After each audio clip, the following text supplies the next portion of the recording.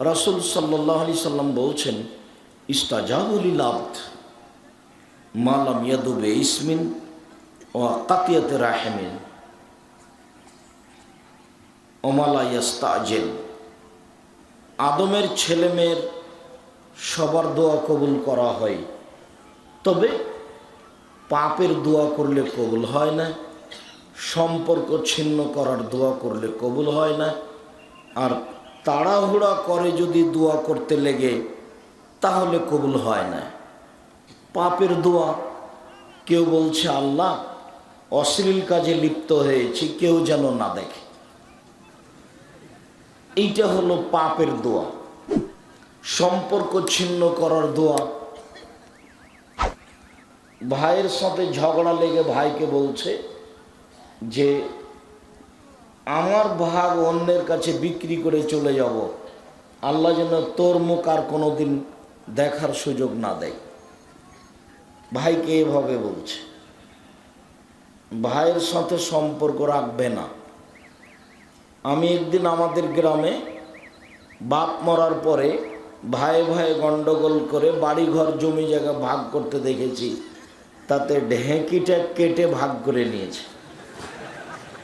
ঢেঁকিটা কেটে ভাগ করে নেওয়ার দৃশ্যটা আমার চোখের সামনে। আল্লাহ বলেছেন, ওয়াবুদুল্লাহ ওয়ালা তুশরিকু বিহি শাইআ, আল্লাহর ইবাদত করো, তার সাথে শিরক করো না। এটা হলো আল্লাহর সাথে ভালো আচরণ। আল্লাহর সাথে মানুষ ভালো আচরণ করতে পারে কি করে? শিরক করবে না, ইবাদত করবে, তাহলে আল্লাহর সাথে ভালো আচরণ হলো। ওবিল ওয়ালিদাইনি ইহসানা, আর বাপ মায়ের সাথে ভালো আচরণ করো অনেকভাবে। তারপরে বলছেন অবিদিল কুরবা, নিকট আত্মীয়র সাথে ভালো আচরণ করো।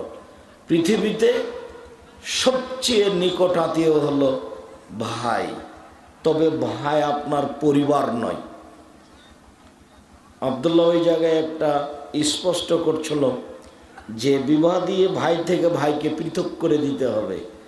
ভাই কিন্তু আপনার পরিবার নয়, আপনি আর আপনার ভাই আপনার বাপের পরিবার, আর আপনি আর আপনার স্ত্রী আর আপনার ছেলে মেয়ে আপনার পরিবার। আমাদের রাজশাহী চাঁপাই নবাবগঞ্জে বলে ভাই ভাই ঠাঁই ঠাঁই। তো ভাই আপনার পরিবার নয়। বিবাহ দিলে ও তার উপার্জন নিয়ে ব্যস্ত, এ তার উপার্জন নিয়ে ব্যস্ত। একটু সমস্যা ঘটলে খুব মারামারি করে, যার জন্য আল্লাহ বলছেন ভালো আচরণের সবচেয়ে নিকট আত্মীয় হলো ভাই ভাই। অবিজিল কুরবা অল ইয়াতামা। রাসূল সাল্লাল্লাহু আলাইহি সাল্লাম বললেন সব মানুষের দোয়া প্রার্থনা কবুল করা হয়, তবে পাপের জন্য দোয়া করলে কবুল হয় না, তবে সম্পর্ক ছিন্ন করার জন্য দোয়া করলে কবুল হয় না।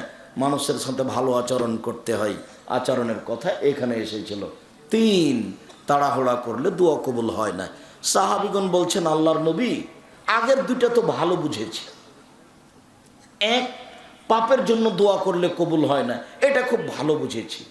2, সম্পর্ক ছিন্ন করার দোয়া করলে কবুল হয় না, এটাও খুব ভালো বুঝেছি। কিন্তু তাড়াহুড়া করলে দোয়া কবুল হয় না, এইটা যে ভালোভাবে বুঝতে পারলাম না, এইটা কি?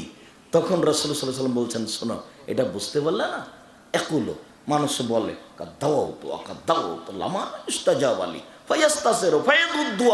বলে যে দোয়া করেছি দোয়া করেছি, কত দোয়া করলাম, কই কবুল হয় না, তারপর অলস হয়ে যায়, তারপর দোয়া ছেড়ে দেয়। এইটাই হলো তাড়াহুড়া। বুঝাতে পারলাম না মনে হয়? 6 মাস দোয়া করার পরে বলছে খুব করেছি, হয়নি। আপনাকে দোয়া না ছাড়ার জন্য, সব সময় বলবৎ থাকার জন্য আমি 2টা কথা শুনিয়েছি, বরং কাহিনী 2টা শুনিয়েছি। তার একটা হলো এই বুখারী মুসলিমের হাদিস। আবু জাহাল বলছিল, এই মোহাম্মদ যখন সিজদায় যাবে তার মাথার উপরে উটের ভুঁড়ি চাপিয়ে দিতে হবে, কে পারে? একজন বলছে আমি পারি। হ্যাঁ দাও। যখন সিজদায় গেছে তখন একটা উটের ভুঁড়ি নিয়ে এসে মাথার উপরে চাপিয়ে দিয়েছে। তিনি আর উঠতে পারছেন না। কে যেন বলল, ফাতেমা ফাতেমা ফাতেমা, তোমার আব্বার অবস্থা এই। ফাতেমা রাদিয়াল্লাহু তাআলা আনহা দৌড়িয়ে আসলেন, এসে মাথার উপর থেকে ভঁড়িটা নামিয়ে দিলেন। তারপর এদেরকে গালি দেওয়ার চেষ্টা করলেন। আল্লাহ রাসূল উঠে তাদের জন্য বদদুয়া করলেন, আল্লাহ উতবাকে, সাইবাকে, ওয়ালিদ মুগিরাকে, আবু জাহালকে এদের ধ্বংস করো। অপমান হয়ে তিনি তাদের বদদুয়া করলেন। এই বদদুয়া কবুল হলো 12 বছর পরে বদরের যুদ্ধে।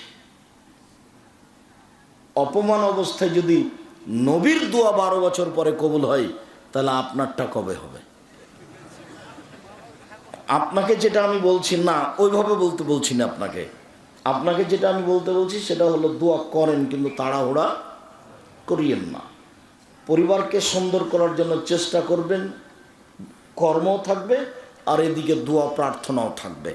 আপনি খুব ভালো জানেন ইয়াকুব আলাইহিস সালামের 11-12টা ছেলে, তো ইউসুফ বাদ দিয়ে বাকি ছেলেগুলো একদিন বলছে, আব্বা ইউসুফকে আমাদের সাথে দেন না কেন, ও আমাদের সাথে খেলতে যাবে, মাঠে যাবে, খেলাবে। তখন না না না না, ইউসুফকে বাঘে ধরতে পারে। আরে বলেন কি, আমরা এক দল আছি, তাকে বাঘে ধরবে মানে? আমাদের জামা কাপড় নিয়ে থাকবো, আমরা তাকে দেখাশোনা করবো। তো একদিন নিয়ে গেছে, নিয়ে যে ওদের যেটা পরিকল্পনা ছিল এদারে ফেলে দিয়েছে। বিকেলে নিঃসন্ধ্যার সময় বলছেন, আব্বা দেখেন দেখেন দেখেন, ওকে বাঘে খেয়েছে। আপনি তো বিশ্বাস করবেন না, এ দেখেন ওর জামাতে রক্ত লেগে আছে। জামাটা ওরা রক্ত মাখিয়ে নিয়ে এসছে, কিন্তু জামাটা কোথাও ছিঁড়া ছুটা ছিল না। তখন উনি বুঝতে পেরেছেন যে মিথ্যেটা বানাও। তখন তিনি বললেন যে হ্যাঁ তোমরা এটা বানিয়ে নিয়েছো, আমি এখন ধৈর্য ধারণ করি। এবার তিনি ছেলের জন্য দোয়া শুরু করলেন। ছেলে যে একজন নবী, তিনি সেটা আঁচ করছিলেন। পরিবেশ পরিস্থিতি দেখে তাকে ইদারা থেকে তুলে নেওয়া হলো, বিক্রি করা হলো। বাদশা নিয়ে গেলেন, স্বামী স্ত্রী তার লালন পালন করলেন অনেক দিন। তারপর জুলাইখার সাথে এই ঘটনা ঘটল। জুলাইখা, ইউসুফ আলাইহিস সালাম বের হয়েছেন আগে আগে, আর জুলাইখা বের হয়েছে পিছে পিছে। সেখানেই ছিল জুলাইখার স্বামী। জুলাইখা বলল, এ দেখেন আপনার বাড়ির কাজের লোক আপনার স্ত্রীর সাথে কি আচরণ করতে চাই, তার কি শাস্তি হতে পারে? আরে আপনি কি শাস্তি উল্লেখ করবেন? আমি জুলাইখা বলছি, তাকে যথাযথ পিটন দিতে হবে, অন্যথায় তাকে জেলখানায় বন্দি করতে হবে। ইউসুফ আলাইহিস সালামের 12 বছর জেল হয়ে গেল। বাড়িতে থাকলেন, মানুষ হলেন, কতদিন থাকলেন, আবার জেলে চলে গেলেন। 12 বছর পরে সরকারের পক্ষ থেকে ইউসুফের কাছে লোক গেল, শোনেন শোনেন ইউসুফ, আপনাকে দেশের সরকার ডেকে পাঠিয়েছে, চলেন। তখন ইউসুফ আলাইহিস সালাম বলেন, আমি জেল থেকে বের হবো কেন? যাও বাদশাকে বলো জুলাইখাকে জাতির সামনে ঘোষণা দিতে হবে, আমি জুলাইখা অন্যায় করেছি, ইউসুফ অন্যায় করেনি। জুলাইখাই সব দরজা বন্ধ করে আমাকে জেনার জন্য বলেছিল। আমি বলেছিলাম মাআযাল্লাহ, আমি আল্লাহর কাছে আশ্রয় চাই, আমি অন্যায় করিনি। সে আমার কথা মানেনি, জোর করে আমার সাথে অন্যায় করতে চেয়েছিল। আমি দৌড়িয়ে ঘর থেকে বের হয়ে যাচ্ছিলাম, সে আমার জামার পিছন দিক ধরে এত জোরে টান দিয়েছিল, ছিঁড়ে তার হাতে থেকে গেছে। আমি যখন বের হলাম আগে আগে, ও বের হলো পিছে পিছে। ওইখানে ছিল তার স্বামী, সে বলল তার স্বামীকে, এই দেখেন আপনার বাড়ির কাজের লোক আপনার স্ত্রীর সাথে অন্যায় করতে চাই, তার কি শাস্তি হতে পারে? আমি জুলাইখা বলছি আপনার শাস্তি আপনাকে উল্লেখ করতে হবে না, আমি বলছি তাকে যথাযথ পিটন দিতে হবে, নইলে জেলখানায় বন্দি করতে হবে। আমি সেদিন থেকে জেলে আছি, যতদিন পর্যন্ত জুলাইখা জাতির সামনে ঘোষণা না দিবে যে আমি অন্যায় করেছি, ইউসুফ অন্যায় করেনি, ততদিন পর্যন্ত ইউসুফ জেল থেকে বের হবে না। মুহাম্মদ সাল্লাল্লাহু আলাইহি ওয়াসাল্লাম বলেছিলেন, ইউসুফের ধৈর্য আমার চেয়ে অনেক বেশি। ওই সময়ে যদি আমাকে বলতো যে মুহাম্মদ সরকার আপনাকে ডেকে পাঠিয়েছে, চলেন, তাহলে আমি মুহাম্মদ বলতাম চলেন চলেন চলেন, দেশের সরকার ডেকে পাঠিয়েছে, চলেন। কিন্তু ইউসুফ তা বলেনি। এবার জুলাইখা জাতির সামনে ঘোষণা দিল, সত্য সত্য ইউসুফ সত্যবাদী মানুষ, আমি তাকে ভুল পথে দাওয়াত দিয়েছিলাম, আমি অন্যায় করেছি, ইউসুফ অন্যায় করেনি। তখন ইউসুফ আলাইহিস সালাম জেল থেকে বের হয়ে আসলেন। কিছুদিন পার হয়ে গেল, তারপরে বাপ আসলেন ছেলের কাছে, 2 চোখে দেখতে পান না, অন্ধ হয়ে গেছে, কেঁদে কেঁদে। অনেক ঘটনা এর মধ্যে লুকিয়ে আছে। তিনি ছেলের জন্য ধৈর্য ধারণ করেছিলেন আর দোয়া করতেছিলেন। এক পর্যায়ে আয়েশা রাদিয়াল্লাহু তাআলা আনহা ইউসুফ আলাইহিস সালামের বাপের ধৈর্যের কথা বলেন। আয়েশা রাদিয়াল্লাহু তাআলা আনহা তার খালা সহ বাড়ির বাইরে পেশাব পায়খানা করতে গেছিলেন। পেশাব পায়খানা করে ফেরার সময়তে তার খালা কাপড় পায়ে বেঁধে পড়ে গেছেন। পড়ে গিয়ে বলছেন, মেস্তা ধ্বংস হোক। মেস্তা হচ্ছেন বদরি সাহাবী, ইনি যোদ্ধা, বদরের যুদ্ধ উপস্থিত ছিলেন। মেস্তা ধ্বংস হোক। কথাটা শুনেই আয়েশা রাদিয়াল্লাহু তাআলা আনহা ক্ষেপে উঠেছেন। বলেন কি খালা আপনি? মেস্তা হচ্ছে বদরি সাহাবী। বদরীদের ব্যাপারে আল্লাহ তাআলা বলেছেন, এ মালুমা সে তুম কাদ গাফারতু লাকুম, তোমরা দুনিয়াতে যা ইচ্ছা তাই করে দিয়েছি। মেস্তা কত সম্মানী উচ্চ মর্যাদার সাহাবী, আর আপনি বলছেন মেস্তা ধ্বংস।